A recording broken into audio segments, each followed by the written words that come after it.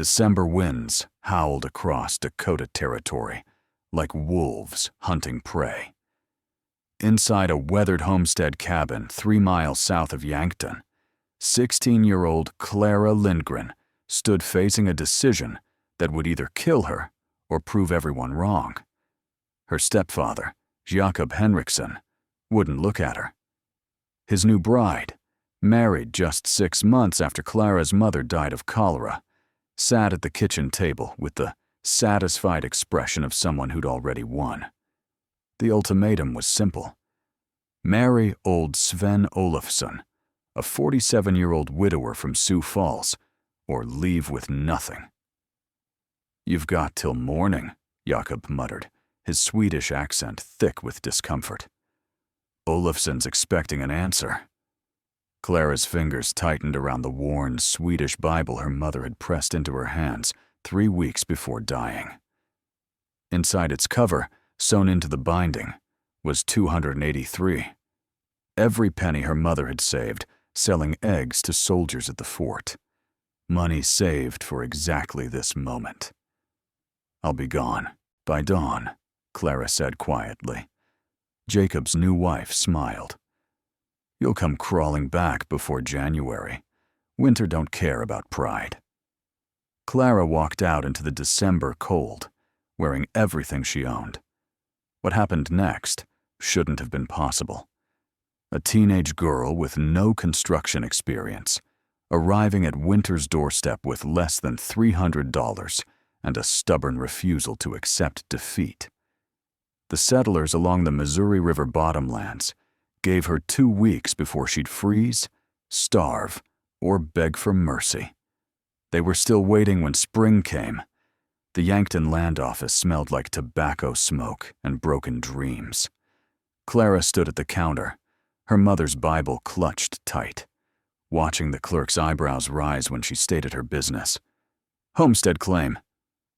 The man, Silas Caldwell, according to the nameplate, leaned back in his chair. "You got a husband filing?" "No, sir, just me." Caldwell's expression shifted from surprise to something harder to read. He pulled out a survey map, fingers, tracing property lines. "You're of age." 16, Clara lied, adding 2 years. "Head of household." The lie hung in the air like smoke. Caldwell studied her face, then shrugged. "Your funeral? What section you want?" Clara had scouted the area for 3 days before coming to the office. While other claims sat on flat prairie, exposed to every wind that screamed down from Canada, she'd found something different. A quarter section with a south-facing hillside overlooking the river bottomlands. The slope was steep enough to shelter from north winds, but gentle enough to build into. "Section 12, southwest quarter," she said. Caldwell's pen scratched across paper. "That's the hillside claim. Tried to give that to 3 other families. They all wanted flat ground for farming." "I don't need flat ground," Clara said. "You need something," Caldwell muttered, signing the claim papers. "Winter's coming fast. You got shelter arranged?" "I will have." Walking out with those papers felt like holding lightning. 160 acres of Dakota Territory, legally hers if she could prove it up. 5 years of residence, basic improvements, and the land would be hers forever. 5 years might as well have been forever. Right now, Clara needed to survive 5 weeks. Word traveled fast in scattered settlements. By the time Clara finished pounding surveying stakes into her hillside, she had company. Magnus Thorvaldsen arrived first. Norwegian-born, 3 years in the territory, and convinced he knew everything about surviving Dakota winters. His current house, his 3rd attempt after fire and collapse, had cost him $400 in freighted lumber, plus another $100 in labor. He sat on his horse, studying Clara's stakes, with the expression of someone watching a funeral procession. "You're planning to build here?" His Norwegian accent turned statements into questions. "Yes, sir." "Into the hill?" 8 feet back. Yes, sir. Magnus pulled off his hat and scratched his bearded head. The earth will collapse. The weight, it will crush everything. You need support timbers. Good ones. That costs money. I've budgeted for timbers, Clara said. And the cold, it sinks. You understand? You'll be in a hole collecting all the freezing air like water in a well. You'll freeze like potatoes in a cellar. Earth stays warmer than air, Clara said. Magnus laughed, not unkindly, but with the certainty of experience facing ignorance. The earth is cold, girl. This is Dakota Territory. Everything here is cold. You need thick walls standing up, a good stove, plenty of wood. You need what everyone else needs. He rode off, shaking his head. Thomas Muller came next. German-born mason who'd built his family a stone house that cost 8 months of work and $370. He stood with his hands on his hips, studying Clara's hillside with professional skepticism.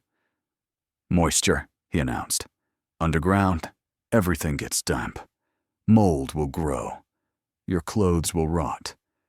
Food will spoil. Your lungs will sicken. My cousin in Pennsylvania tried this. His wife died of consumption in 2 years. I'll ventilate properly, Clara said, and angle the floor for drainage. Thomas almost smiled. You'll angle the floor? With what tools? What skill? You're what, 15? 16?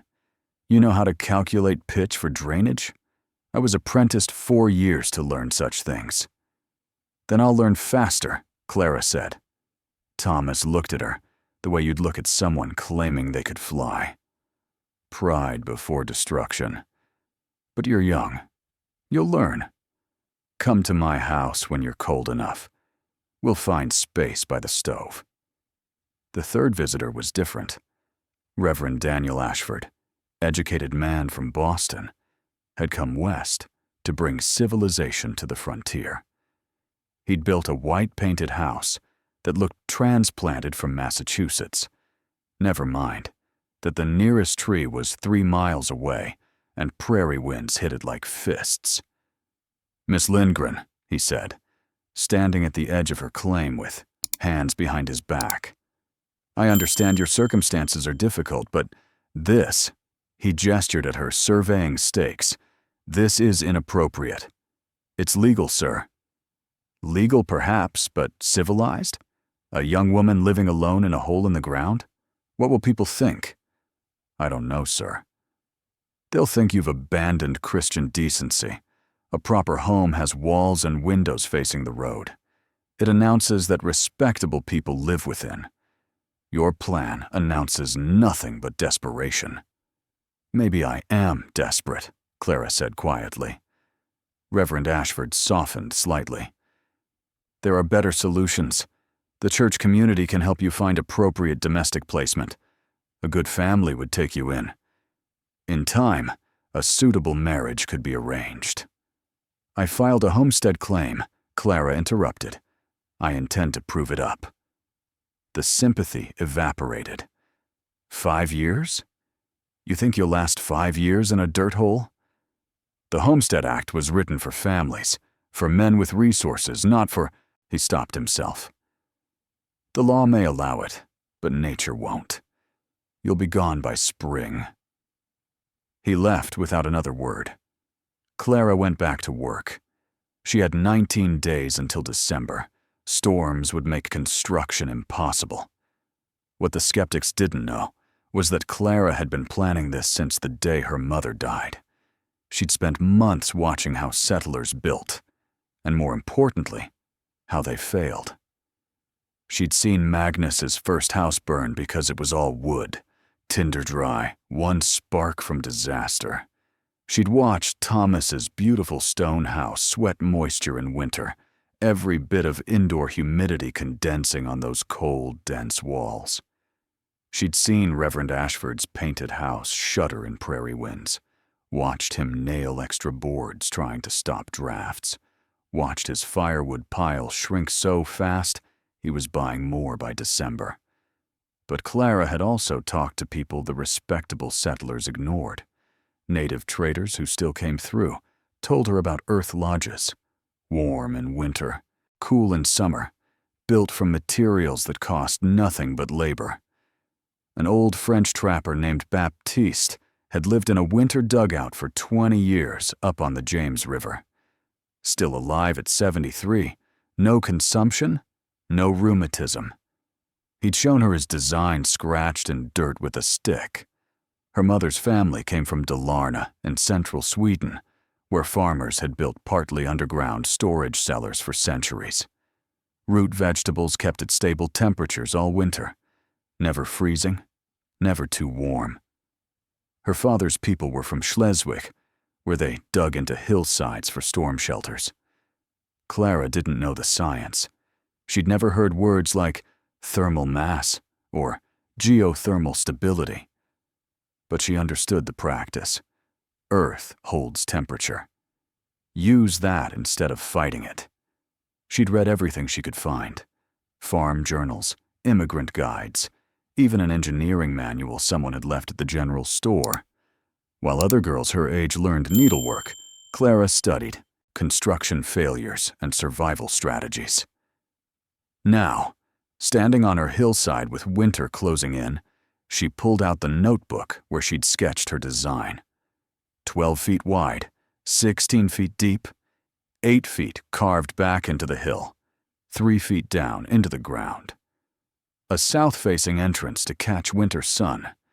A roof angled to shed snow. Walls thick enough to hold warmth, but not so thick they'd cost her entire budget. The calculations were simple. Too simple, according to experienced builders. But Clara had something they didn't. Desperation married to observation, and no pride stopping her from learning from anyone who'd survived. She needed help.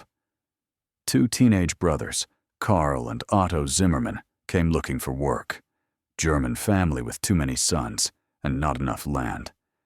Clara offered 50 cents a day each, good money for boys their age. "What are we building?" Karl asked, eyeing the hillside. "A house," Clara said. "In the hill?" "That's right." Otto, the younger brother, grinned. "You're crazy." "Probably," Clara agreed. "You want the work or not?" They wanted the work. Silver coins spent the same whether the employer was sane or not. Construction took 19 days of backbreaking labor. They cut into the hillside first, 8 feet back, then down 3 feet more from floor level. 12 feet wide, 16 feet deep, 9 feet of headroom at the front, sloping to 7 at the back where it met the hillside. Every shovelful of dirt had to come out by hand.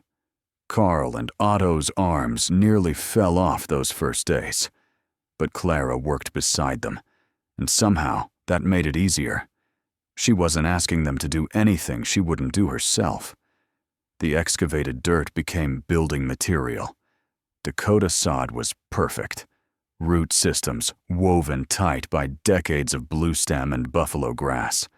They cut it into bricks, 36 inches long, 12 inches wide, 6 inches thick, 45 pounds each. 247 bricks total. "My back's gonna break," Otto groaned, after the 100th brick. "Then we'll carry you home and I'll hire someone else," Clara said, cutting another brick. Otto kept working. The sod bricks formed a front wall 28 inches thick at the base, tapering to 20 inches at the top. But here was Clara's innovation, something she'd learned from old Baptiste. Behind that front wall, she left a 2-foot air gap, then built an interior wall 12 inches thick. Dead air space, worth more than any fancy insulation because air is a terrible conductor of heat. Those 2 feet of still air would be worth more than 4 feet of solid earth. The roof timbers cost nearly half her budget, 6 lodgepole pine beams, 8 inches diameter, freighted from the Black Hills for $90. But roof collapse would kill her faster than cold, so Clara didn't skimp. They laid the timbers across, spacing them 30 inches apart. Willow branches went across the timbers. Canvas, $8 over that. Then 2 layers of sod, 14 inches thick, total. 3 tons of weight. The timbers didn't even creak. The roof angled at 2 inches per foot, front to back. The back 3/4 sat under 4 feet of hillside, invisible from above, providing extra thermal mass and protection from wind. For the chimney, Clara used a cast iron stove, $23 at the Mercantile, set in the back corner. The stovepipe didn't go straight up. Instead, it angled into the hillside at 30 degrees, running 9 feet through a clay-lined tunnel before emerging 12 feet above the roof line. "Why not straight up?" Carl asked. "Because this way, the pipe heats the earth around it," Clara explained. "And the angle creates better draft. The heat rises, but takes a longer path, warming more dirt on the way." Carl shook his head. "You're making this up." "We'll find out," Clara said. 2 windows, salvaged for $12, set deep in the sod walls. The 2-foot wall thickness created natural light wells, concentrating what little winter sun came through. The door was cottonwood planks, 4 inches thick, hung on leather hinges from the fort. It opened inward so snow couldn't trap her outside. The floor was the trickiest part. Clara had calculated it carefully. 1 inch drop per 6 feet toward the entrance. Thomas Muller would have been irritated to know she'd done it correctly. Imperceptible to walk on, but sufficient for drainage. She mixed the excavated earth with water and ashes, tamped it hard, swept it with fine sand. Cost, $0. It would never rot, never need replacing. Total cost, $27 in actual expenses, plus the labor she'd paid Carl and Otto.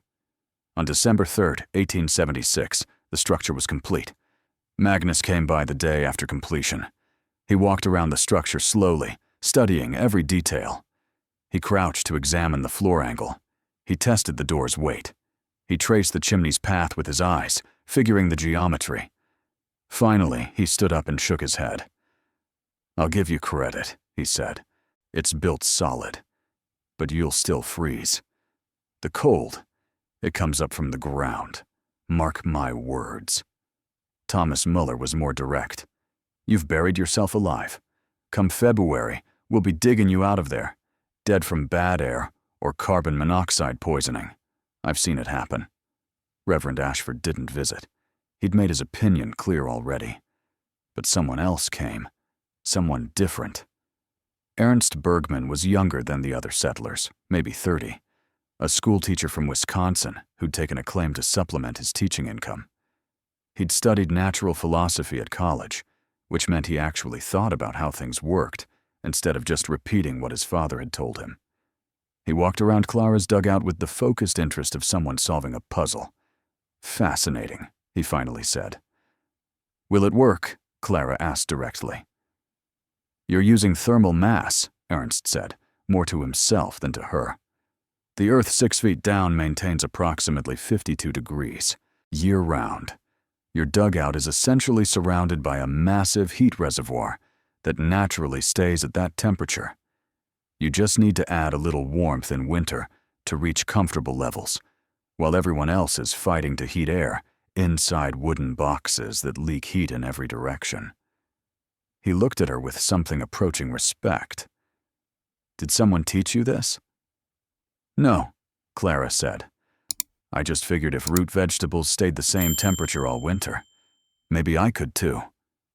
Ernst almost smiled. "There's a German scientist named Hermann von Helmholtz writing about energy conservation and thermodynamics. You've built a practical demonstration of his theories without even knowing they exist."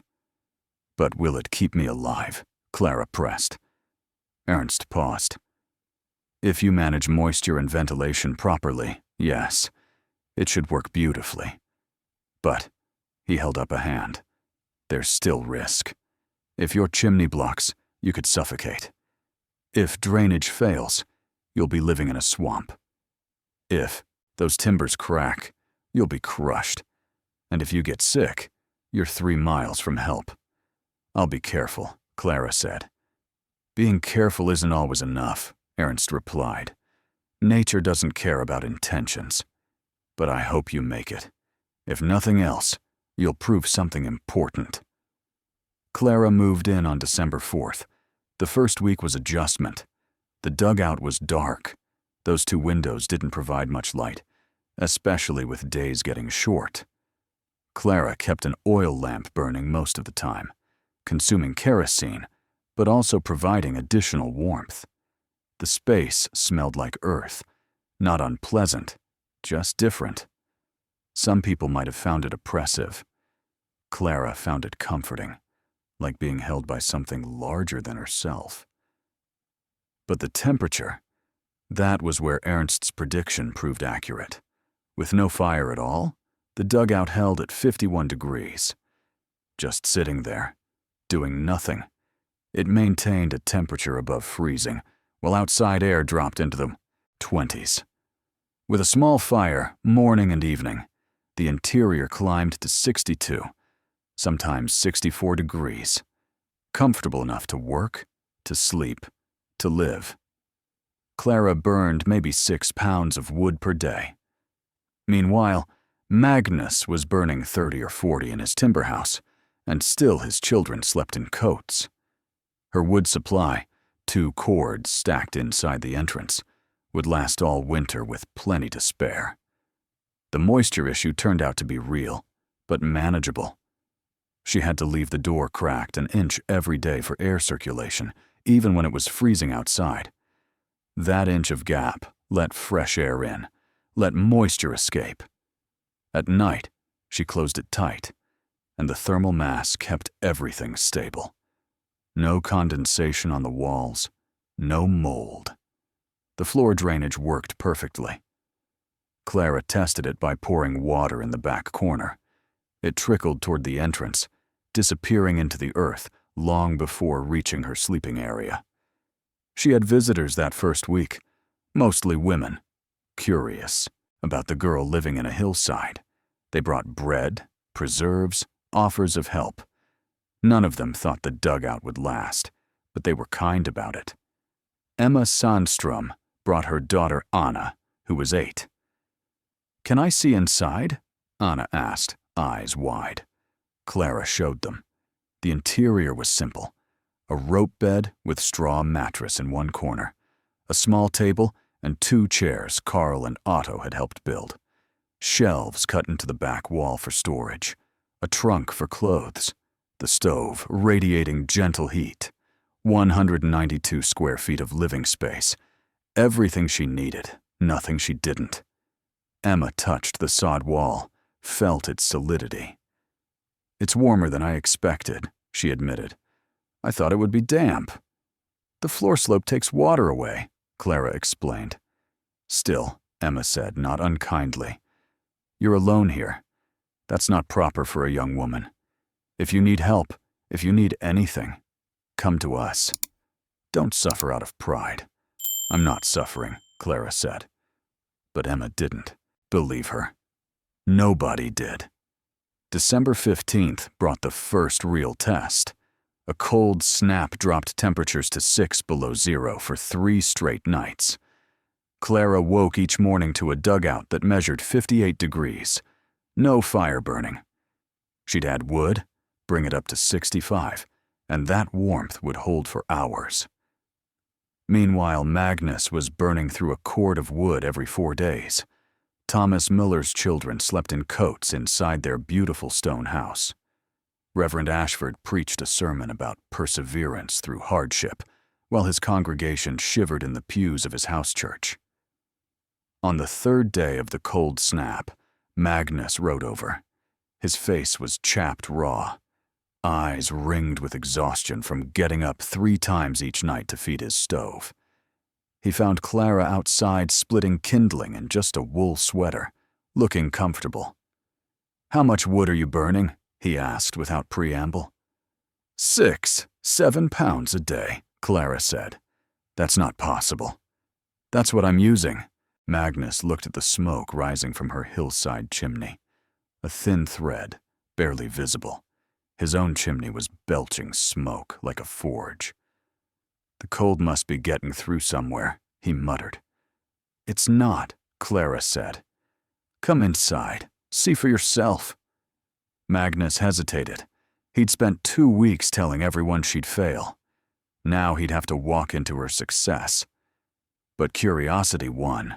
He ducked through the door, and the warmth hit him immediately.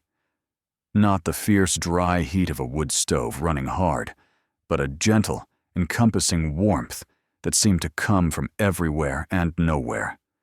The walls, the floor, the air itself, everything was the same temperature. God in heaven, Magnus breathed. It's warmer than my house.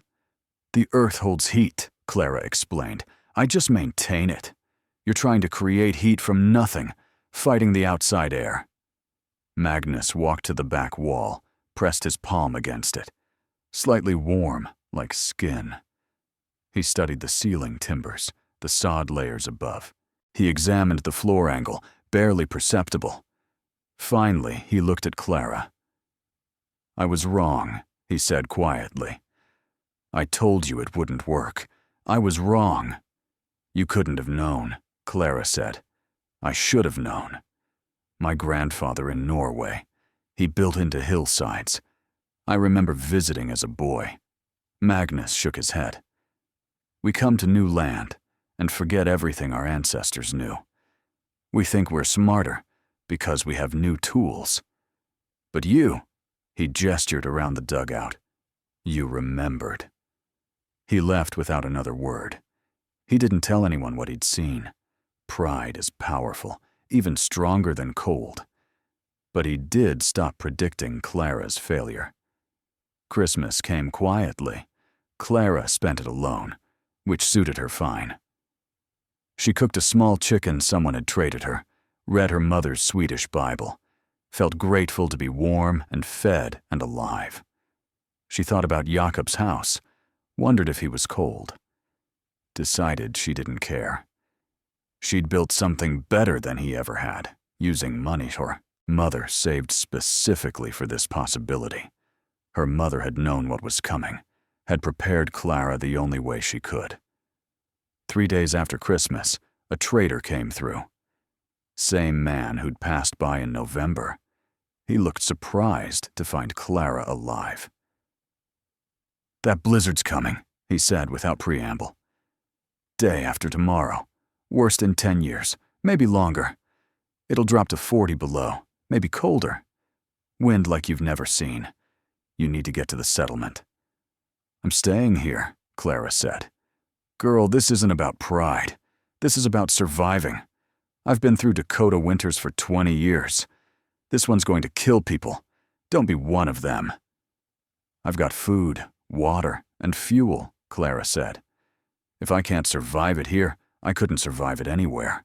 The trader looked at her dugout, at the thin smoke rising from the hill.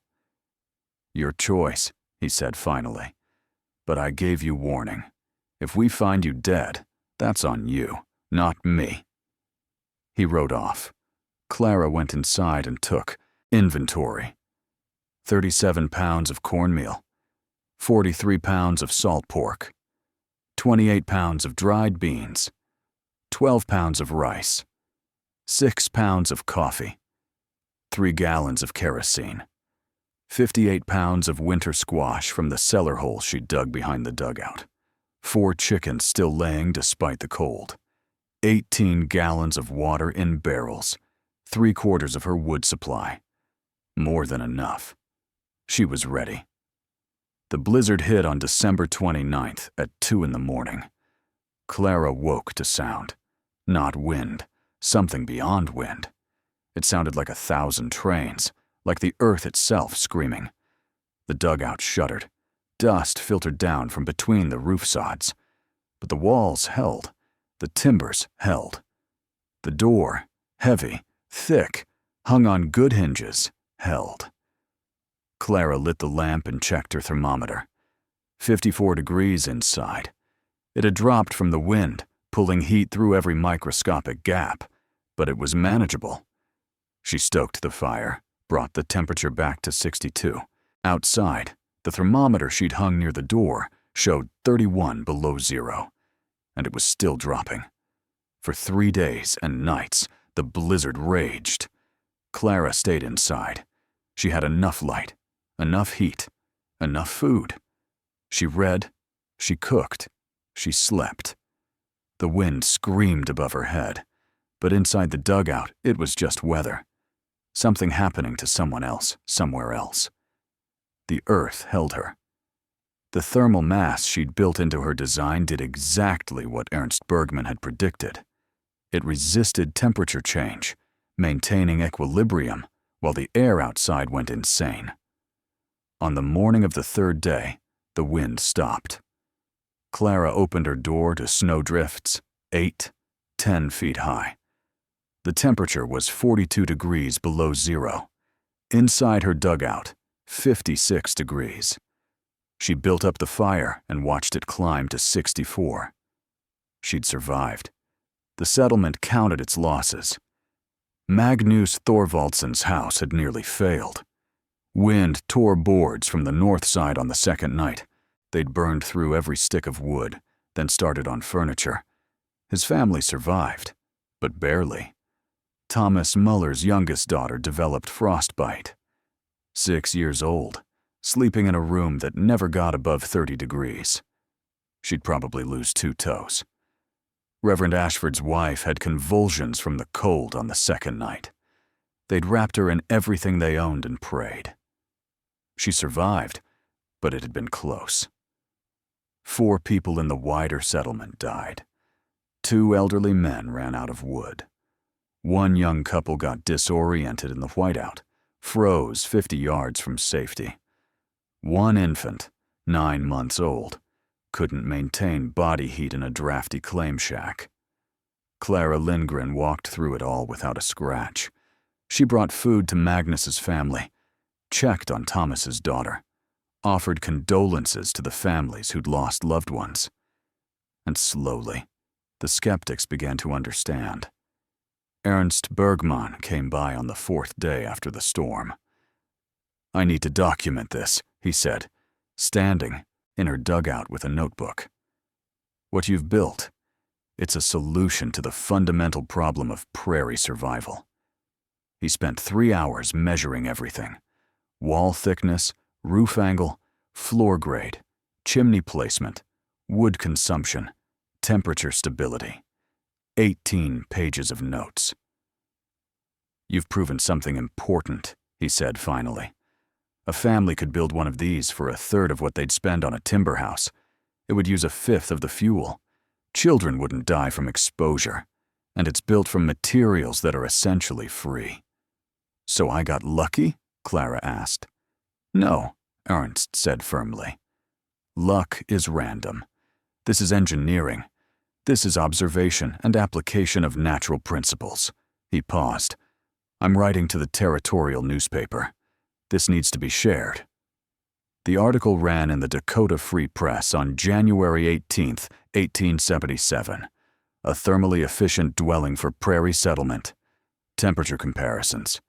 Wood consumption rates. Construction costs. Scientific. Precision. No sentimentality. By spring, 17 families wanted help. Clara charged $5 per consultation.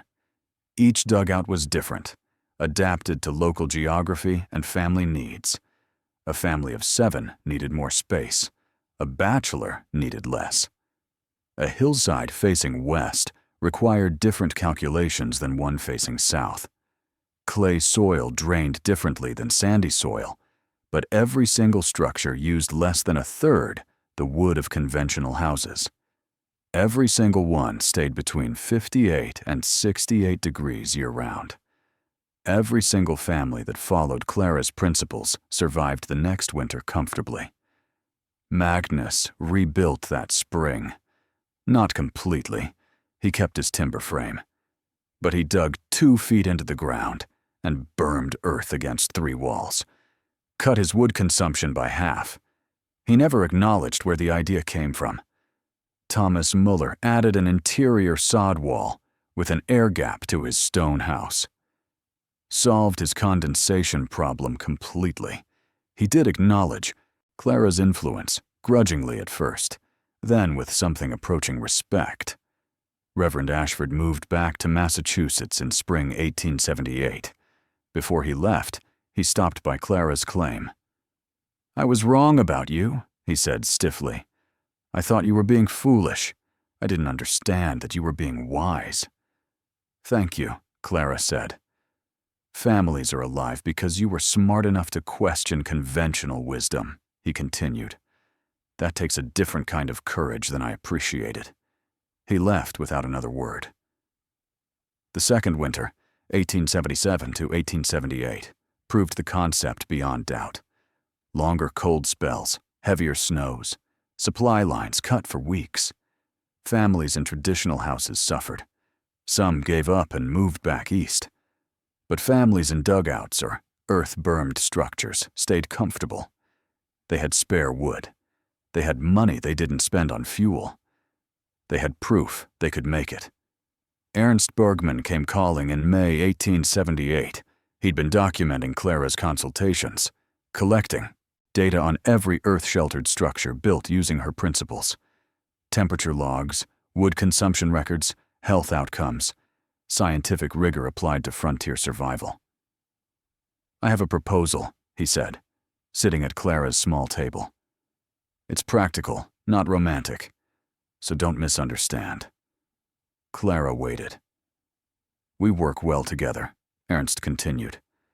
"You understand how things work through observation. I understand the theory behind why they work. You've proven these building methods save lives. I can document them properly, get them published, where more people will see them." "And?" Clara prompted. "And I think we should get married," Ernst said bluntly. "Not because of sentiment, though I respect you greatly, but because we could accomplish more together than separately. You need someone to help document and spread these methods. I need someone who actually knows how to build them." It was possibly the least romantic proposal in Dakota Territory history. Clara considered it carefully. Ernst was intelligent, honest, and genuinely interested in preserving knowledge that could save lives. He didn't talk down to her. He listened when she explained things. And he was right. They did work well together. "All right," she said. Ernst blinked. "All right?" "Yes. But we build a bigger dugout on my claim. 24 by 16 feet, 3 rooms, proper skylights, better ventilation." Ernst smiled. "I expected nothing less." They married in June 1880. By 1880, Clara had consulted on 43 earth-sheltered structures across Dakota Territory, Nebraska, and Montana. Ernst's conservative estimate, 61 lives saved, people who would have died from exposure or fuel shortage in conventional houses. She was 20 years old. The larger dugout they built together incorporated everything Clara had learned. Advanced ventilation from mining principles, multiple skylights for better light distribution, a root cellar accessed through the floor, a separate workshop area where Ernst could write and Clara could draft plans. They lived there for 47 years, raised 4 children, all healthy, and documented 87 earth-sheltered structures across the northern plains. Each structure proved the same thing. Old ways weren't primitive. They were sophisticated responses to genuine challenges, refined over centuries by people who couldn't afford mistakes. Ernst published papers in engineering journals. Clara traveled to new settlements, teaching people how to work with the land instead of against it. Together, they created a library of traditional building methods before they could be lost. Not everyone listened. Some settlers still insisted on building timber houses that fought Dakota winters through sheer stubbornness. Some still burned through cord after cord of wood. Some still lost children to the cold. But enough people listened. Enough families survived who wouldn't have otherwise. enough knowledge was preserved. Clara Lindgren died in 1927, age 67. The Yankton newspaper called her an architect and engineer, though she'd never studied either formally. Her original dugout was still standing, still lived in by her youngest daughter. That December, with no fire maintained, the interior temperature was 53 degrees. Outside, 8 below. 51 years of stable temperatures. There's a marker now on that hillside south of Yankton. It notes that this is where thermal mass construction was reintroduced to North American settlement, combining Swedish, German, Norwegian, and Native American principles into a system that solved real problems for real families. The original dugout collapsed in the 1940s, but its foundations are still visible, carved into earth that maintains 52 degrees year-round. Modern engineers who study Clara's designs are struck by their sophistication. The thermal mass calculations, the moisture management, the natural ventilation. These weren't lucky guesses. They were observed principles, tested and refined. Clara understood thermodynamics before she knew the word. She understood physics before studying the formulas. She understood that nature isn't an enemy to be fought, but a system to be worked with. That's the real lesson. In a time when we've forgotten most practical skills that kept our ancestors alive, we assume modern construction is better because it's modern. We assume heating systems are superior because they're complicated and expensive. But Clara Lindgren built something that outperformed everything around her, using free materials and principles thousands of years old. She didn't need modern science to teach her about thermal mass. She just needed to pay attention to how the Earth actually behaved. Frontier survival wasn't about toughness or stubbornness or blind faith. It was about observation, adaptation, and willingness to question whether the accepted way of doing things was actually the best way. The settlers who thrived weren't always the ones with the most resources or the fanciest equipment. They were the ones who watched what worked, learned from multiple traditions, and had the humility to admit when their assumptions were wrong. Clara Lindgren was 16 years old, thrown out with almost nothing. And she outbuilt men with 10 times her experience. She did it by remembering what they'd forgotten, by combining knowledge they'd kept separate, and by trusting that the earth that grew the food could also shelter the body. Everything she needed was already there, under her feet. She just had to see it. The dugout stayed 65 degrees while the town froze at 20 below. That's not just a survival story. That's a lesson in how to think differently, how to question assumptions, and how to build solutions from observation rather than convention. Clara Lindgren figured that out at 16. The rest of us are still learning.